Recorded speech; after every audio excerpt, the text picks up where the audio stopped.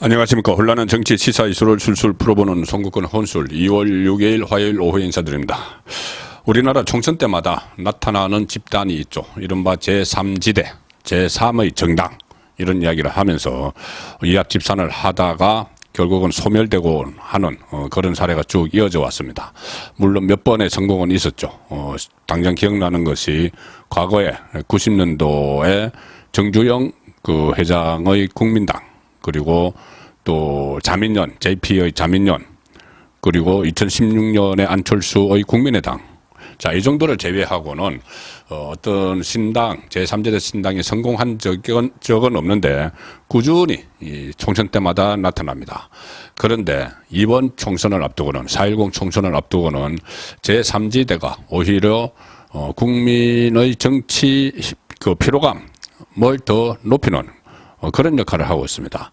어차피 처음부터 노선, 이념, 정책, 정강 이런 건 전혀 맞지 않는 사람들끼리 모여서 오로지 정치공학적인 발상만으로 힘을 합친다, 이런 식으로 여러 가지 논의를 한다. 그리고 무슨 서로 상대방의 이 발기인 대회 같은 데 참석을 해서 서로 응원을 하고, 또 당 이름도 막 짓고, 주로 당 이름에 무슨 개혁, 연대, 미래 이런 거 막 들어갔다가 하루 만에 또 다른 당과 다른 그 군소 3지대와 합치면서 또 바로 당 이름을 바꾸고, 이게 지금 한 2달째 하고 있으니 총선이 이제 2달 남았는데, 2달 남짓 남았는데 국민 피로감이 극도에 달하고 있습니다.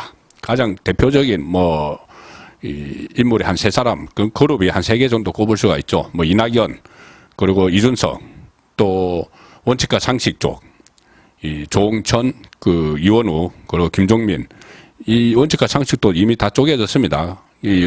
그 안에 윤영찬도 있었는데, 윤영찬은 혹시 공천을 받을 수 있을까 해서 민주당에 남았죠. 그때 성남 중원에 현근택, 친명 현근택이 공천을 받을 줄 알고 나오려고 하다가 현근택이 갑자기 이 어떤 그 말 실수, 실언 파문에 성희롱 파문에 휩싸여서 출마를 못하게 되니 그냥 슬그머니 남았습니다.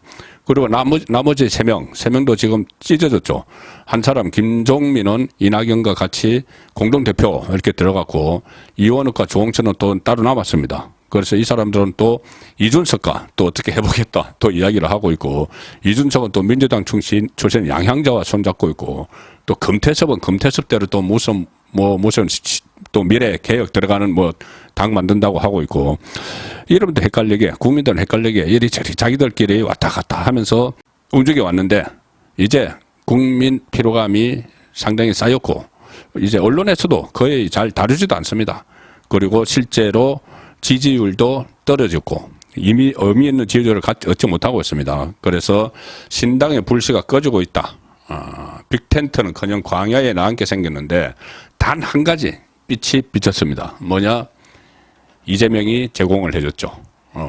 이 신당, 보통 정당 그러면은 각 지역구 253개 쫙 다는 못하더라도 지역구 후보들 내고, 그 다음에 비례대표 내고 하는데, 준연동형, 이번에 이재명이 준연동형에 다시 이제 그대로 하기로 했기 때문에, 그러면은 위성정당, 그러니까 국민의힘과 민주당처럼 위성정당 만들고 막 이렇게 해야 되는데 그런 여력이 없죠.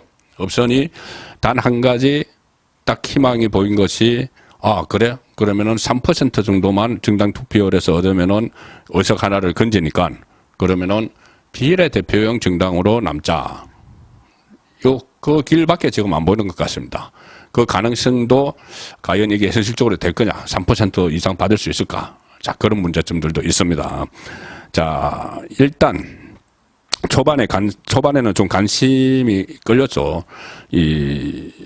국민의힘 안에서 이준석이 나오고, 민주당 안에서 이낙연이 나오고, 또 이재명에게 쓴소리하던 원칙과 상식 나오고 하니까 좀 관심이 쏠려서 처음에는 신당에 대한 지지율이 갤럽 기준으로 봐도 한 7% 내지 10%까지도 막 나왔습니다. 그래서 본인들은 중간에 있는 사람들, 그 무당청이라고 하는 한 30%가 지금 남아있는데, 이걸 우리가 끌어들이면 우리가 그럴듯한 성과를 거둘 수 있다 이야기했지만 그게 안 되고 있습니다. 오히려 가라앉고 있습니다. 지지율이.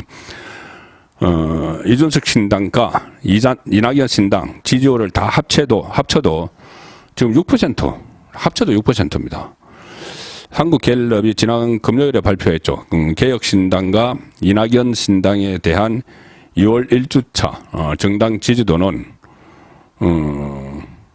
각각 3%, 이낙연 당도 3%, 이준석 당도 3% 이렇게 집계가 됐습니다.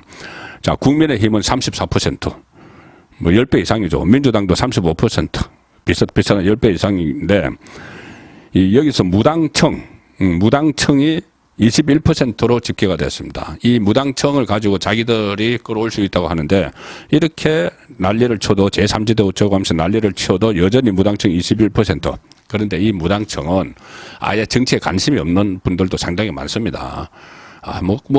무당청이라고 해서 무슨 제3지대에 관심이 있는 게 아니고 국민의힘도 싫고 민주당도 싫고 다른 그 정당도 싫다. 정치에는 관심 없어.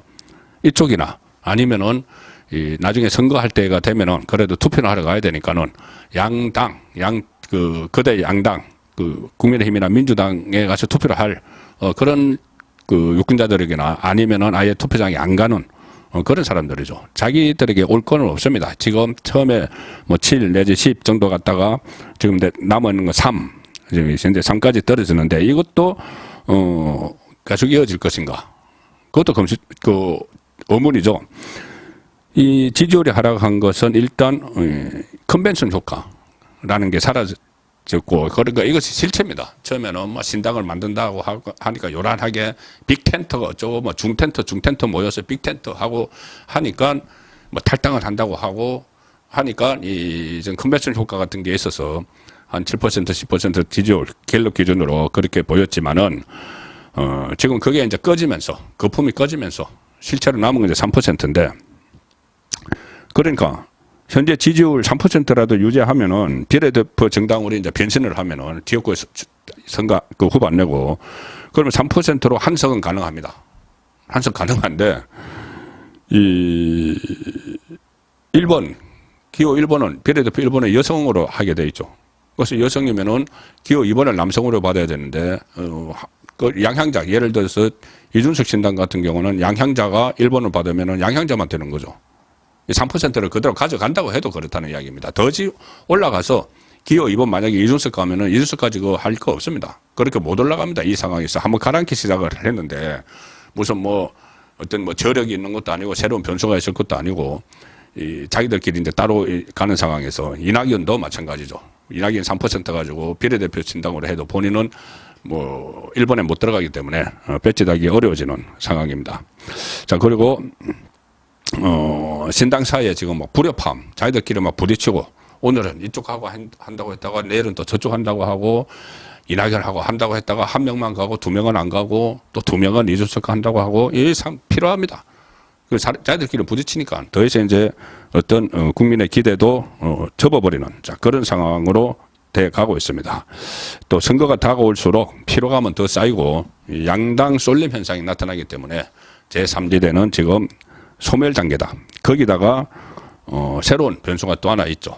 이 사람들도 제3지대 있던 이 사람들도 이제 비례대표용 위성정당은 이제 거대 야당이 거대 정당이 만드는 거고 비례대표용 뜻다방 정당을 변신을 해야 되는데 뜻다방 정당으로 변신을 해야 되는데 또 다른 뜻다방 정당들이 막 나타나고 있습니다. 그러면은 기존의 국민의힘 지지층이나 민주당 지지층 외에 밖에 있는 유권자들은 새로 나타나는 뜻다방에도 이제 표를 주겠죠. 정당 투표할 때. 그러면 기존에 지금 제3지대 어쩌고 하는 이 사람들은 더욱더 가져갈 표가 없어지는 상황이 되는 거죠. 가령 조국 신당, 송영길 신당, 옥중에서 만드는 그리고 추미애도 신당을 만들 수가 있습니다. 이런 비례대표용 신당들에 놓으면은 강성 좌파 유권자들의 표가 이제 그쪽으로 막 가면서 자기들끼리 3% 싸움을 하겠죠.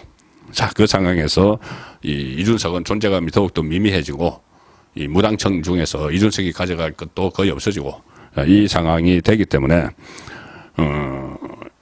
특히 이준석은 잘하면은 본인은 제가 어제 말씀드린 대로 비례대표용 정당으로 전환을 해서 한 4, 5% 받으면은 자기까지 국회의원이 될 수 있지만 지금 나오고 있는 지지율을 보면 그것도 이제 좀 어렵다 이렇게 전망이 됩니다.